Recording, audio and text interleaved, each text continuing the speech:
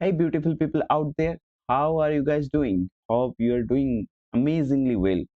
So, welcome to a new session of learning English. Basically English का एक नया session को आपको बहुत ज़्यादा वेलकम है, जिसका बेसब्री से इंतज़ार था बहुत स्टूडेंट को। तो आपकी डिमांड के हिसाब से हमने लाया है एक इंग्लिश का नया सेशन। ये सेशन बहुत-बहुत इम्पोर्टेंट है। क्यों? यहाँ पर हम जो इंग्लिश डिस्कस करेंगे, वो नॉट ओनली कॉम्पिटिटिव स्टूडेंट के लिए इम्पोर्टेंट है, but also other students who want to speak in English, who want to get fluency in English. So for them also, it's a very very important session. So देखिए, English को कैसे deal करना, कैसे deal करते हैं, पहले थोड़ा strategy के बारे में जान लेते हैं। How to deal with the English. See, English को हम तीनों तरीके से कवर कर सकते हैं।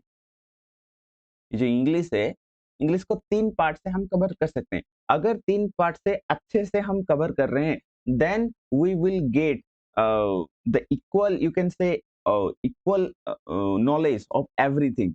Like you can say basic grammar. First of all, आपको जो बेसिक ग्रामर है, उसको क्लियर करना चाहिए। जैसे कि आपको टेंस आना चाहिए, एक्टिव एंड पैसिव आना चाहिए, नाउन के बारे में आना चाहिए। ऐसे कुछ छोटे-मोटे चीज़ होते हैं जो कि सब पढ़ाते हैं, लेकिन अच्छे से कोई नहीं पढ़ाता, वो बहुत ज़्यादा इम्पोर्टेंट है आपके लिए। ठीक है? इसको अच्छे से पहले आपको समझना है। फिर उसके साथ-साथ अब आप लर्न कर रहे हो, उसके साथ-साथ साथ-साथ क्या करोगे? उसके साथ-साथ आपको कम्प्रिहेंशन करना है। कंप्रीहेंशन का मतलब क्या होता है? कंप्रीहेंशन का मतलब होता है to comprehend, to understand something. आपको एक इंग्लिश, आपको अगर दिक्कत हो रही है किसी पैराग्राफ को रीड करने में, आप एक पैराग्राफ को, इंग्लिश के पैराग्राफ को पढ़ के समझ नहीं पा रहे हो, तो ये चीज आपके लिए इंपॉर्टेंट है। इसको बोलते हैं कंप्रीहेंशन। ये करने के बाद आप कुछ भी पढ़ोगे, आपको कोई भी डाउट नहीं होने वाला है। ठीक है? तो ये कैसे इंप्रूव करना है? इसको इंप्रूव करने के लिए हम जाएंगे द हिंदू न्यूज़पेपर के पास। So it's a very, very, you can say, vital newspaper to deal with everything in English. If you are reading on a daily basis, then you will develop your comprehension ability. You will develop the basic grammar. You will develop also another thing that is called the vocabulary. अगर आपको पता नहीं है कि आपके सामने जो लोग हैं वो क्या-क्या इंग्लिश में बोल रहे हैं, क्या-क्या वर्ड बोल रहे हैं, आपको कोई क्रोनीज बोल दिया, you are one of my cronies बोल दिया, आपको क्रोनीज का मतलब पता नहीं है, तो इसको आप कैसे इंप्रूव करोगे? इसको भी यहाँ से आप इम्प्रूव कर सकते हो द हिंदू एडिटोरियल एनालिसिस से। जो हिंदू में पैराग्राफ दिया गया है, उन पैराग्राफ को अच्छे से रीड करोगे, उनका जो वर्ड्स है वो अंडरस्टैंड करने की कोशिश करोगे। फिर ऐसे करते करते करते करते करते करते आराम से हो जाएगी। देखिए, कुछ चीज एक दिनों में नहीं होता।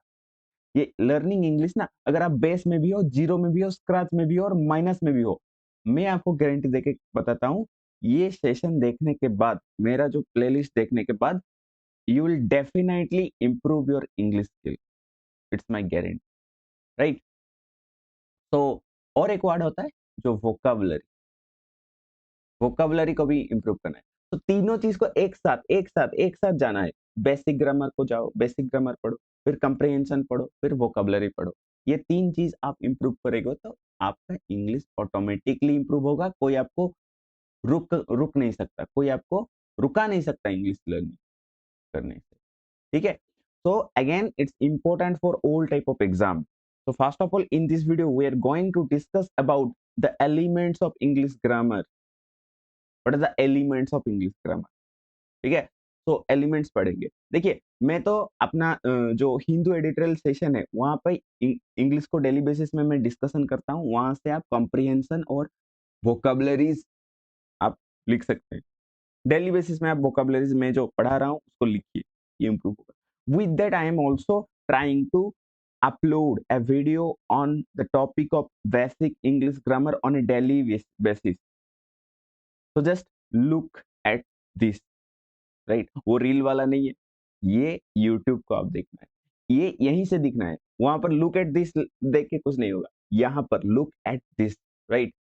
After looking at this, you will definitely develop your English ability, right? तो इसको डेली बेसिस में आपको देखना है, ये मैं अपलोड करूंगा। अगर कोई भी डाउट होगा तो कमेंट सेक्शन में जरूर पूछने के लिए मत भूलना। देखिए, पहले ग्रामेटिकल एलिमेंट्स जो होते हैं ना, ग्रामेटिकल एलिमेंट्स का मतलब क्या होता है? क्या क्या छोटे छोटे चीज होते हैं, हम जब कोई जगह को जाते हैं पहले छोटा-छोटा चीज़ करते हैं। पहले सब कुछ हिसाब-किताब करते हैं, लेकिन क्या है?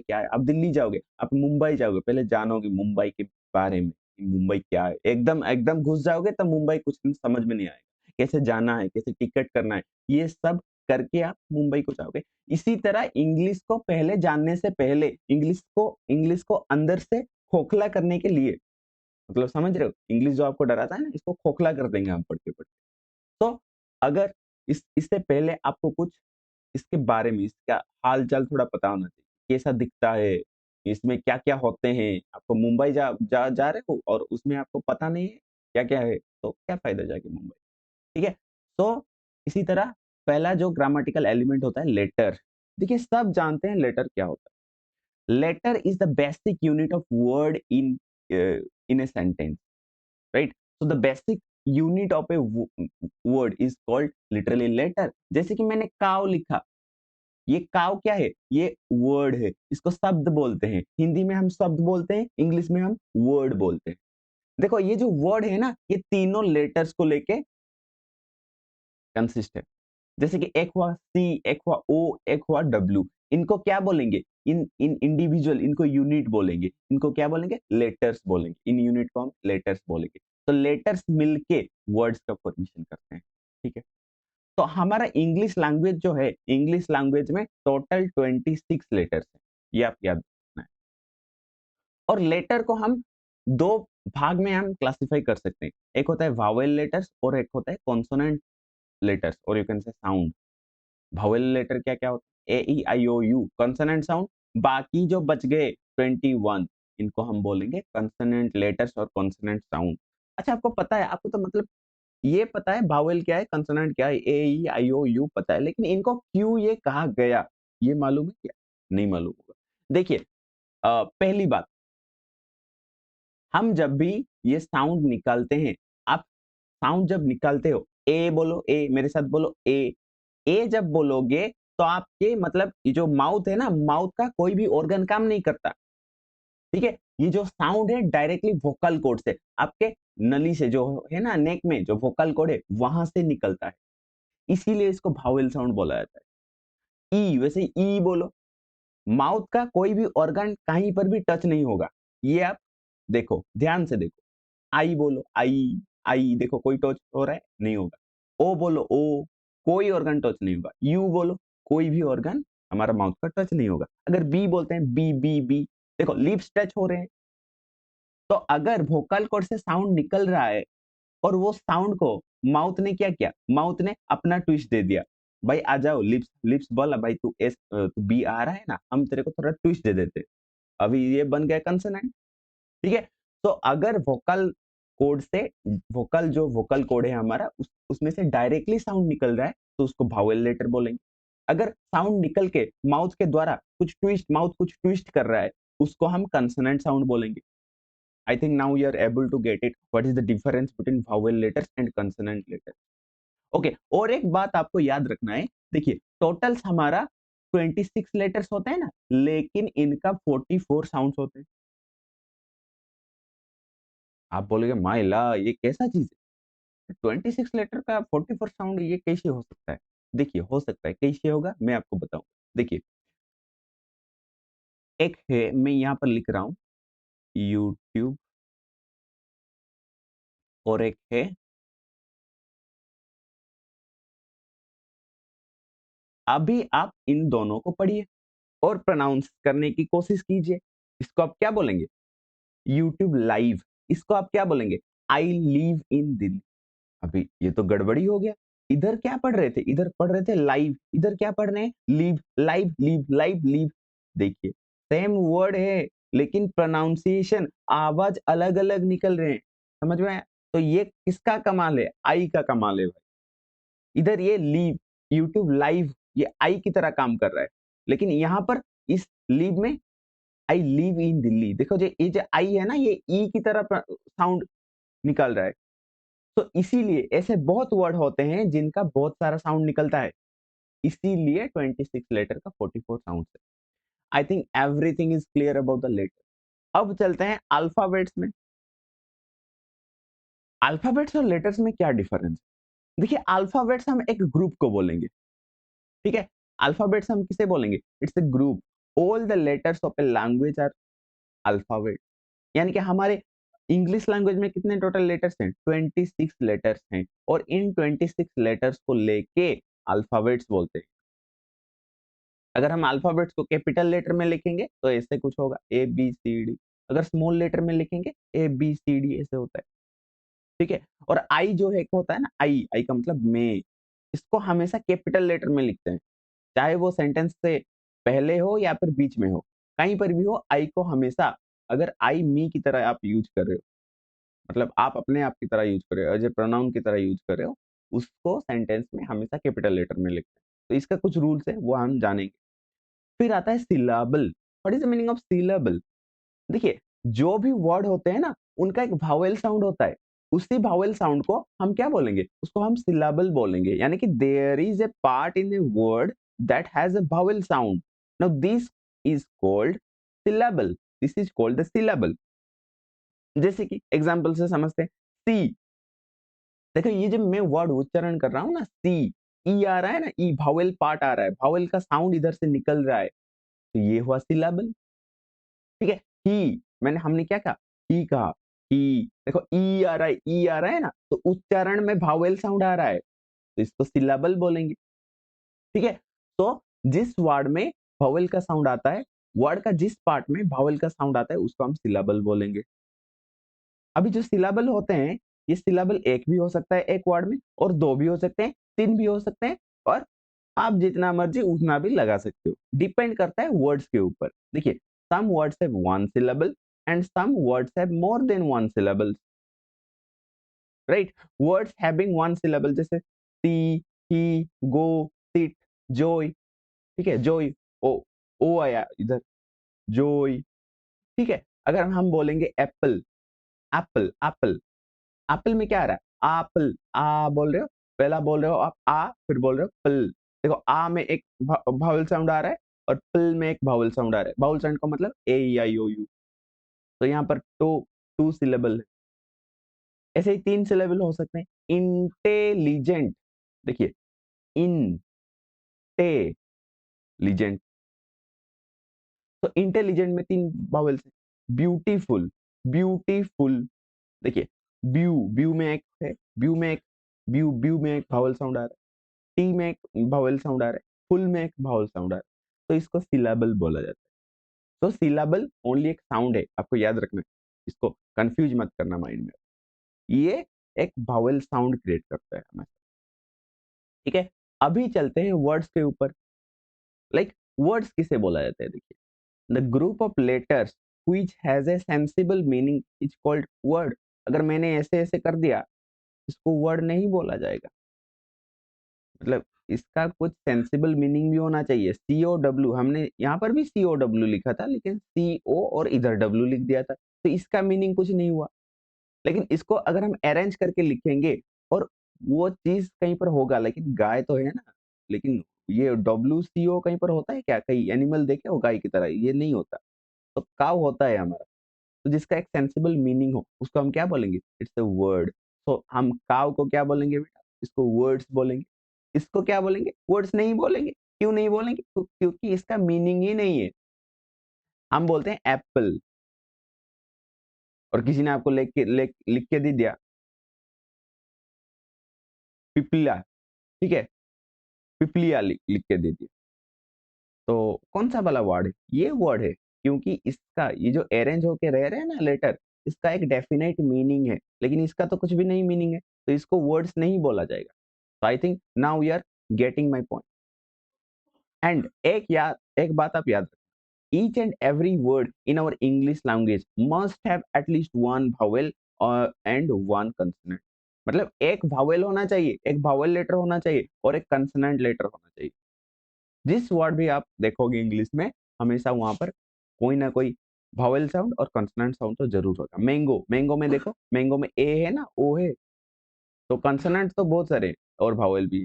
सभी लेटर में, सभी वर्ड्स में एक मिनिमम, मिनिमम एक वावल लेटर तो होना चाहिए। एप्पल में देखिए, एप्पल में दो वावल लेटर है, पीपीएल, ये थ्री कंसोनेंट लेटर। विन देखो, W और N कंसोनेंट है, I वावेल है। लोस देखो, L S ये है कंसोनेंट, O E ये हो गया वावेल। तो जिस किसी भी वर्ड की आप बात करोगे वहां पर हमेशा एक वावेल और एक कंसोनेंट अति कम से होगा, यानी कि इससे ज्यादा भी हो सकते हैं, 2 वावेल हो सकते हैं, 3 वावेल हो सकते हैं, 4 वावेल हो सकते हैं, 5 कॉन्सोनेंट भी हो सकते हैं, लेकिन मिनिमम तो एक होना चाहिए। ठीक है, अभी आते हैं प्रीफिक्स पे। प्रीफिक्स का मतलब क्या होता है? प्रीफिक्स, प्री का मतलब पूर्व, फिक्स का मतलब फिक्स कर देना, जोड़ देना। अगर किसी वर्ड के पूर्व में हम कुछ जोड़ के उसको एक नया वर्ड बना रहे हैं और उस नया वर्ड का मीनिंग चेंज हो रहा है, तो जो वर्ड हमने ऐड किया था उसको प्रीफिक्स बोलेंगे। अच्छे से समझा दिया। तो प्रीफिक्स इज ए लेटर और a group of letters that is used before a base word. देखिए वायोलेंस था, वायोलेंस एक वर्ड है, इसको बोलते हैं बेस वर्ड। कोई भी वर्ड अगर हमने नॉन लगा दिया, क्या हो गया? नॉन वायलेंस हो गया, इसका मीनिंग ही ऑपोजिट हो गया। ये बी है, ये लिटिल है, तो लिटिल है हमारा बेस वर्ड, ये हुआ हमारा प्रीफिक्स, तो ये चेंज होके बिल लिटिल हो गया। ठीक है, तो इसको प्रीफिक्स बोलेंगे, यानी कि जो चीज हम ऐड करके एक बेस नाउन में, एक बेस वर्ड में जो चीज ऐड करके उसका एकदम मीनिंग, उसका स्ट्रक्चर सब कुछ बदल देते हैं, उसको छरखर कर देते हैं। ठीक है, उसको हम क्या बोलेंगे? उसको हम बोलेंगे prefix. Then coming to the word suffix. Suffix क्या होता है? Suffix is a letter or group of letters that is used after a base word. Prefix क्या हुआ? बेस वर्ड से पहले यूज हो रहा था। Suffix क्या होगा? बेस वर्ड के बाद यूज होगा। If we add suffix to a word, its meaning and grammatical class changes. अगर हम एक बेस वर्ड में या फिर आप बोल सकते हो कोई भी वर्ड में सफिक्स ऐड करते हैं, तो वो क्या होगा? उसका मीनिंग चेंज होएगा, उसका ग्रामेटिकल क्लास चेंज हो जाएगा, यानी कि पार्ट्स ऑफ स्पीच चेंज हो जाएगा, यानी कि उसका टोटल मीनिंग चेंज हो जाएगा। यही आप समझ, जैसे कि सक्सेस, सक्सेस फुल का फुल लगा दिया, क्या होगा? सक्सेसफुल हो गया। काइंड, फिर नेस लगा दिया, क्या हो गया? काइंडनेस। तो ये हुआ हमारा बेस वर्ड, ये हुआ हमारा suffix. I think now it's clear. Subject, subject क्या होता है? बहुत बड़ा चीज होता है। देखिए, हम एक सेंटेंस जो लिखते हैं ना, एक सेंटेंस जो लिखते हैं, ये आप नोट करके लिखना। सेंटेंस, हम जो भी सेंटेंस लिखते हैं उसका स्ट्रक्चर सब्जेक्ट प्लस प्रेडिकेट होता है। कोई भी सेंटेंस हम लिख रहे हैं तो उसका स्ट्रक्चर क्या होगा? सब्जेक्ट प्लस प्रेडिकेट होगा। वहां पर एक सब्जेक्ट रहना चाहिए, एक प्रेडिकेट रहना चाहिए। ठीक है, फिर सब्जेक्ट किसे बोलते हैं देखते हैं। The subject is the person और thing about whom a sentence और clause is talking. It is frequently the performer of action, also known as the main of action और एजेंट। बहुत लिखा गया है, इतना कौन समझेगा? हम समझते हैं जिसके बारे में एक सेंटेंस में हम बात कर रहे हैं। मेरी बात को गौर से सुनो, जिसके बारे में हम सेंटेंस में बात कर रहे हैं उसको ही सब्जेक्ट बोले, जिसके बारे में बात कर। तो we have assisted them in the project. हम किसके बारे में बात कर रहे हैं? हम हमारे बारे में बात कर रहे हैं कि हमने असिस्ट किया। असिस्ट का मतलब क्या करना? हेल्प्ड। आप किसी को हेल्प किए, आप बोल सकते हो असिस्ट किए। आप किसी को एडवोकेट किए बोल सकते हो। ठीक है, तो हमने उनको असिस्ट किया, उनको असिस्ट किया एक प्रोजेक्ट। तो we have assisted them in the project. तो यहाँ पर हम किसके बारे में बात कर रहे हैं? हमारे बारे में बात कर रहे हैं, तो वी हो गया सब्जेक्ट। और एक चीज याद रखना, 98% केस में क्या होता है? सब्जेक्ट वर्ड से एक सेंटेंस से पहले यूज होता है, यानी कि ये पहले होगा। देखो ये पूरा का पूरा सेंटेंस है ना, तो ये सेंटेंस से पहले ये यूज हुआ है, सेंटेंस के मतलब पहले पहले ये यूज हुआ है, वी। फिर आते हैं राम हेल्प हरी। ये जो राम देख रहे हो ना, राम है हमारा सब्जेक्ट। किसके बारे में बात करें? हम सब्जेक्ट मतलब राम के बारे में बात करें। कौन, ये काम कौन कर रहा है? ठीक है, तो कौन हेल्प कर रहा है? राम हेल्प कर रहा है। ऐसे ही याद रख सकते हो, या फिर आप ऐसे भी याद रख सकते हो। अगर आप वर्ब को देखिए, अगर आप वर्ब को हु या फिर व्हाट से क्वेश्चन करते हो, तो जो आंसर में आएगा वो क्या होगा? वो सब्जेक्ट होगा। पहले क्या करना, देखिए एग्जाम्पल देखते हैं। राम हेल्प्ड हरी। यहाँ पर हमको सब्जेक्ट चूजना है। यहाँ पर आप इजीली बता सकते हो, आप इतना समझदार होगा, लेकिन अगर किसी को समझ में नहीं आ रहा, उसकी बात मैं कर रहा हूँ। देखिए राम को इसको हटा दो, और हेल्प्ड हरी को इसको क्वेश्चन करो। हु मतलब अगर मनुष्य होगा, व्हाट अगर मनुष्य नहीं होगा। तो हु हेल्प्ड राम, राम को किसने, हु हेल्प्ड हरि, हरि को किसने हेल्प किया, राम ने हेल्प किया। अगर हम अपने वर्ब को हु लगा के क्वेश्चन कर रहे हैं तो इसका आंसर क्या आ रहा है, राम आ रहा है। तो राम हो क्या होगा, सब्जेक्ट हो जाएगा। तो सब्जेक्ट जो काम कर रहा है, हेल्प, हेल्प करना, साहाଯ୍य करना, कौन कर रहा है, जो कर रहा है वो सब्जेक्ट होगा, राम कर रहा है तो राम सब्जेक्ट होगा। I think now it's clear to you. Predicate क्या क्या, प्रेडिकेट किसे बोलते हैं, what we talk about the subject is called the predicate. यानी कि सब्जेक्ट के बारे में हम जो बोलते हैं उसको हम क्या बोलेंगे, उसको हम प्रेडिकेट बोलेंगे। जैसे कि ये देखो, we have assisted in the project, तो ये सब्जेक्ट कौन है, सब्जेक्ट ये है वी, तो this is our subject. Predicate कौन है, सब्जेक्ट को छोड़ के बाकी जो सेंटेंस में रह गया उसको प्रेडिकेट बोलेंगे। यानी कि have assisted in the project, पूरा का पूरा, ये मतलब ये इसको भी नहीं छोड़ना, इसको भी हम इंक्लूड कर लेंगे, पूरा सबको, सब्जेक्ट को छोड़ के एकदम सबको, ठीक है, सबको अगर हम इंक्लूड कर देंगे तो ये क्या हो जाएगा, ये हो जाएगा प्रेडिकेट। जैसे कि राम हेल्प हरी, राम हेल्प हरी, राम क्या है, राम है सब्जेक्ट, और उसको छोड़ के सेंटेंस में जो भी है उसको हम क्या बोलेंगे, प्रेडिकेट बोलेंगे। तो यहाँ पर हेल्प हरी हो गया हमारा predicate. I think now you are getting my point. And और एक एग्जांपल लेते,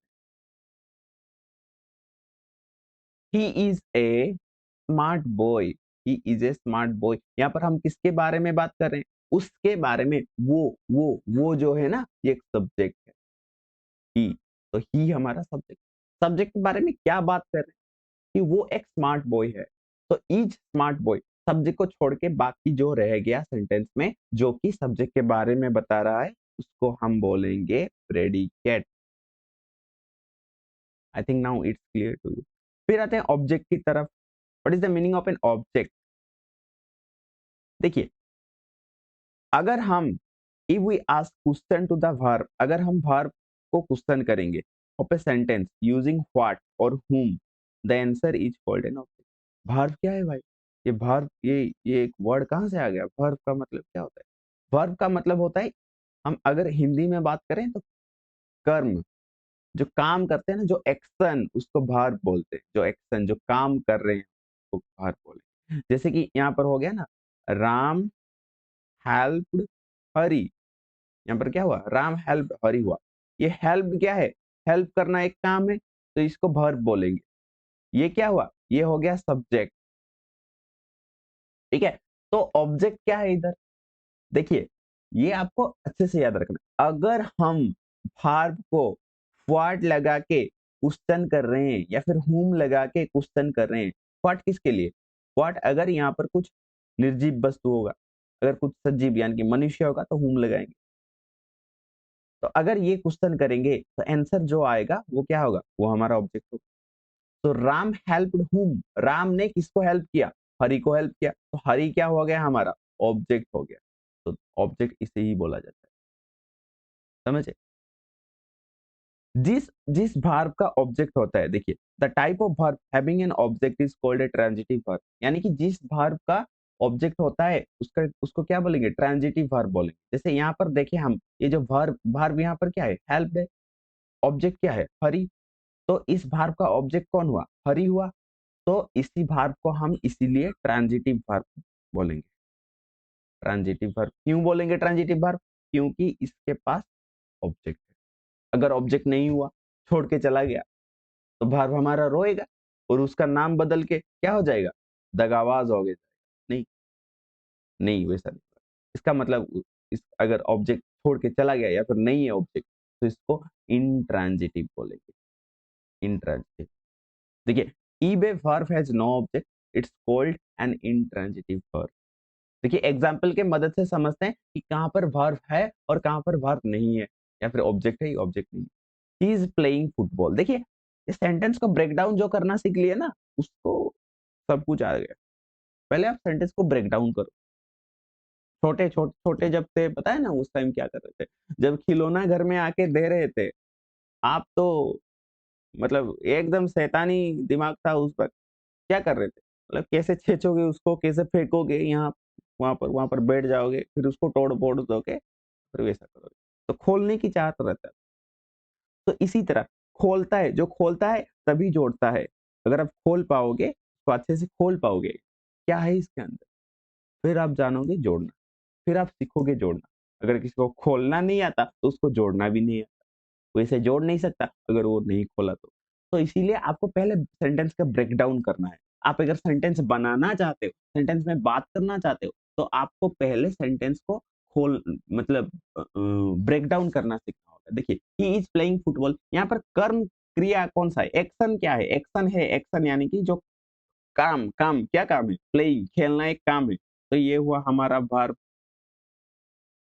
वर्ब से पहले जो होता है उसको क्या बोलेंगे, इसको बोलेंगे सब्जेक्ट बोलेंगे, ठीक है। और ऑब्जेक्ट को कैसे पहचानेंगे, ऑब्जेक्ट को पहचानने के लिए वर्ब में व्हाट लगाएंगे। अगर यहाँ पर कुछ निर्जीव चीज हो, फुटबॉल तो निर्जीव है, तो ही इज प्लेइंग व्हाट, वो क्या खेलता है, वो क्या खेल रहा है, वो फुटबॉल खेल रहा है। तो फुटबॉल जो हो गया ना, ये फुटबॉल हो गया हमारा ऑब्जेक्ट, ये फुटबॉल क्या हो गया, ऑब्जेक्ट। और यहाँ पर प्रेडिकेट कौन होगा, इज प्लेइंग फुटबॉल, पूरा का पूरा प्रेडिकेट हो जाएगा। सब्जेक्ट को छोड़ के बाकी जो रह गया उसको प्रेडिकेट बोला जाता है। तो ये प्रेडिकेट, तो प्रेडिकेट के अंदर हमने देखा वर्ब हो सकता है और ऑब्जेक्ट हो सकता है, ठीक है। तो जो हमने पढ़ा था कि एक सेंटेंस हमारा सब्जेक्ट प्लस प्रेडिकेट को लेके बनता है। जब प्रेडिकेट होता है ना, प्रेडिकेट क्या हो सकता है, वर्ब प्लस ऑब्जेक्ट भी हो सकता है, याद। तो ये जो प्लेइंग वर्ब है, इस वर्ब को हम क्या वर्ब बोलेंगे, इसको बोलेंगे ट्रांजिटिव वर्ब।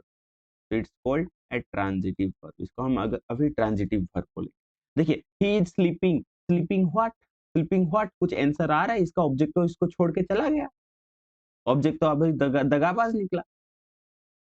तो इसको अभी वर्ब को क्या बोला जाएगा, इसका ऑब्जेक्ट नहीं है, छोड़ के चला गया है, जो दगाबाज ऑब्जेक्ट था ना वो छोड़ के चला गया, इसको इसीलिए इंट्रांजिटिव वर्ब बोलेंगे, इंट्रांजिटिव वर्ब, इंट्रांजिटिव वर्ब बोलेंगे, ठीक है। नेक्स्ट देखते हैं, राम हेल्प्ड हरी, यहाँ पर काम क्या है, काम क्या है, काम है हेल्प्ड, साहाଯ୍य करना, तो इसको काम को हम वर्ब बोलेंगे।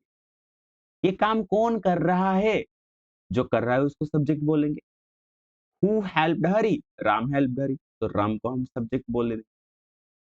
ऑब्जेक्ट कौन होगा, अगर वर्ब को हम व्हाट या फिर हुएर से, हुम से क्वेश्चन लगाएंगे, हुम से लगाओ, मनुष्य है यहाँ पर।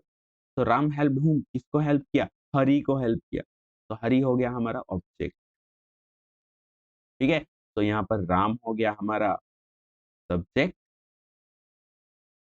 वर्ब हमारा क्या हो गया, वर्ब हो गया हमारा हेल्प, ऑब्जेक्ट कौन हो गया, ऑब्जेक्ट हो गया हमारा हरि। अगर हम प्रेडिकेट के बारे में बात करें तो प्रेडिकेट कौन है गया, प्रेडिकेट हो गया हमारा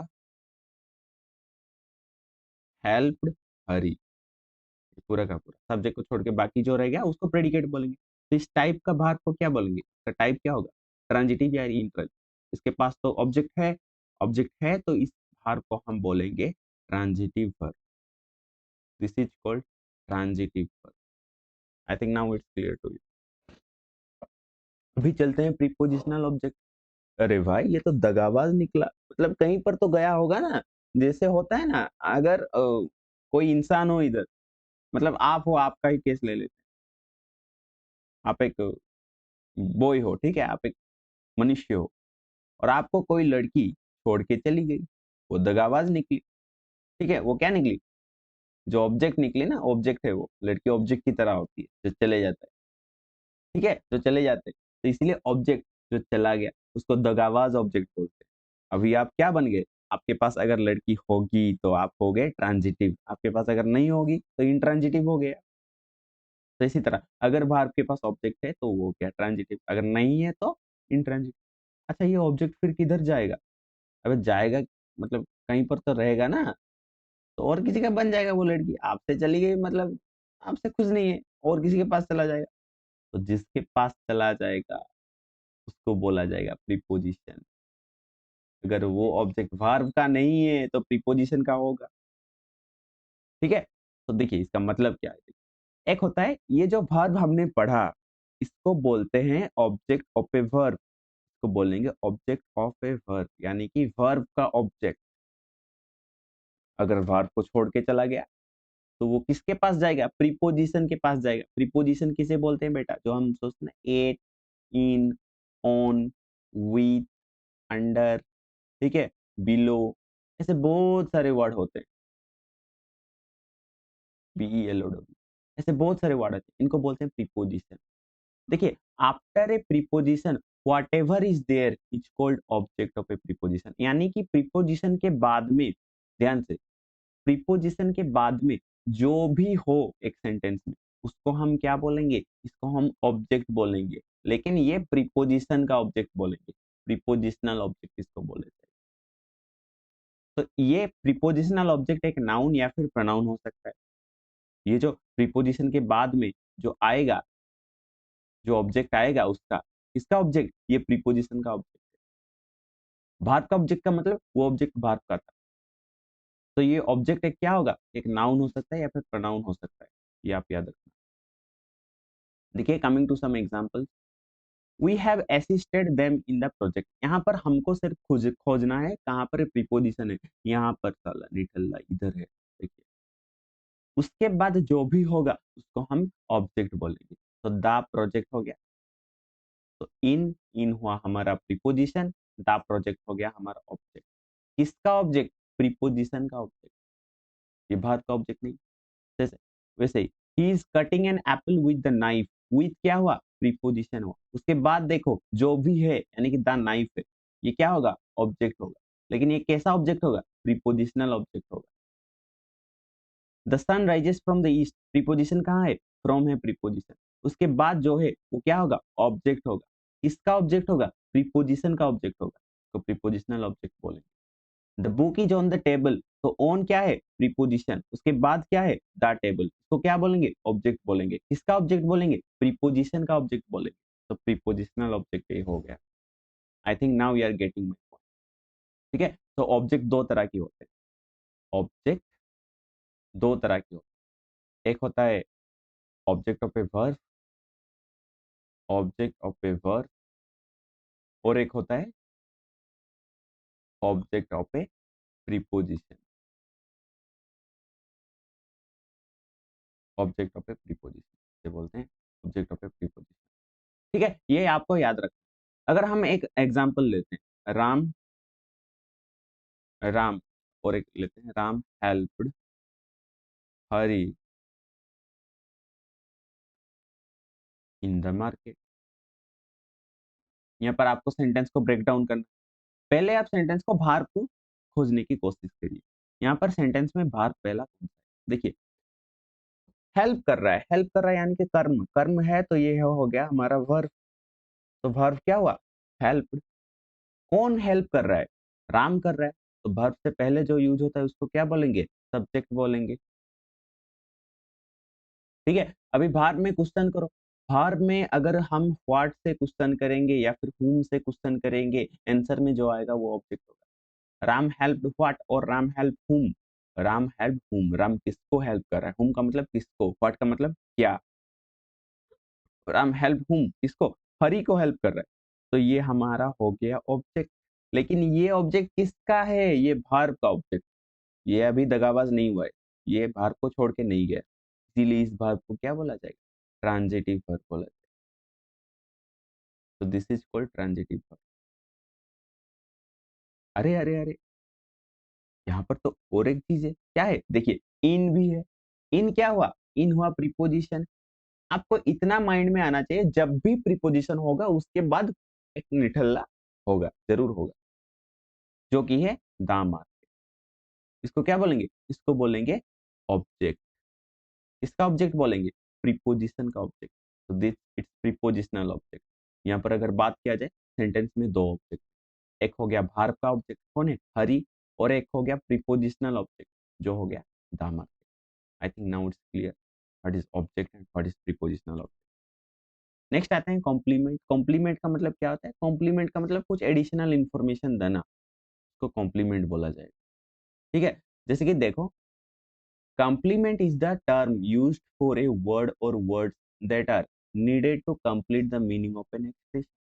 देखिए, The word complement most commonly crops up in the term subject complement and object complement.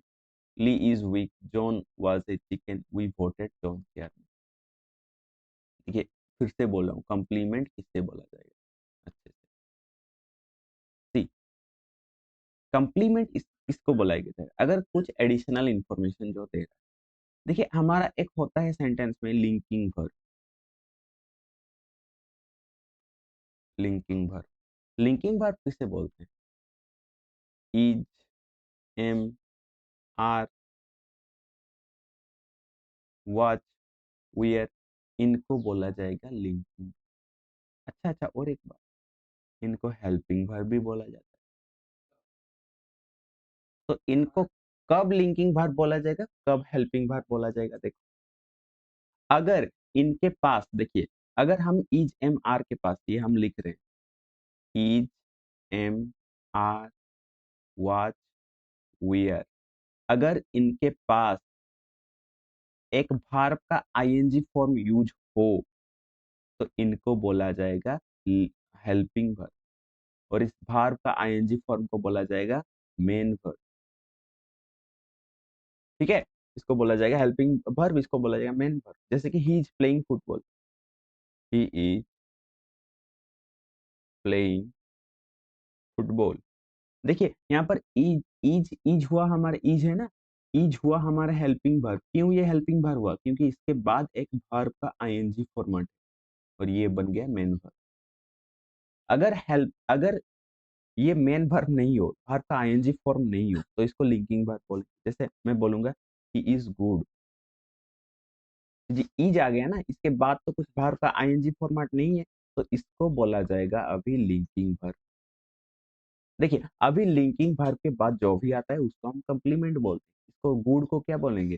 Complement बोलेंगे, इज कॉल्ड कंप्लीमेंट। ठीक है, तो इसे कंप्लीमेंट बोला जाएगा। तो कंप्लीमेंट इसे ही बोला जाता है। जैसे कि और एक एग्जांपल लेता हूँ, she is a beautiful girl, is a beautiful girl, ये ऑब्जेक्ट नहीं है, कॉम्प्लीमेंट। देखो यहाँ पर इज अकेला यूज हुआ है, ओनली यूज, उसके बाद आईएनजी फॉर्मेट नहीं है वर्ब। तो ये हुआ हमारा लिंकिंग वर्ब। तो कॉम्प्लीमेंट किसे बोलेंगे? जो भी लिंकिंग वर्ब के बाद है, यानी कि ए ब्यूटीफुल गर्ल, तो दिस इज योर कॉम्प्लीमेंट। ठीक है, आई थिंक ये आपको समझ में आ गया। सिमिलरली ली इज वीक, यहाँ पर इज हमारा हो गया लिंकिंग वर्ब, उसके बाद जो होगा वो होगा कॉम्प्लीमेंट। ठीक है, ये हो जाएगा कॉम्प्लीमेंट। ये दोनों वर्ड आपके लिए होमवर्क रहा, आप कमेंट सेक्शन में बताना यहाँ पर कौन सा कॉम्प्लीमेंट है। Thank you for being with us, have a nice day. अगर वीडियो आपको पसंद आया तो आप जरूर सेशन को लाइक कर दीजिए। अगर आप सेशन में नए हो और इंग्लिश लर्न करना चाहते हो तो जरूर सब्सक्राइब कर दें। ठीक है, thank you for being with us, have a nice day.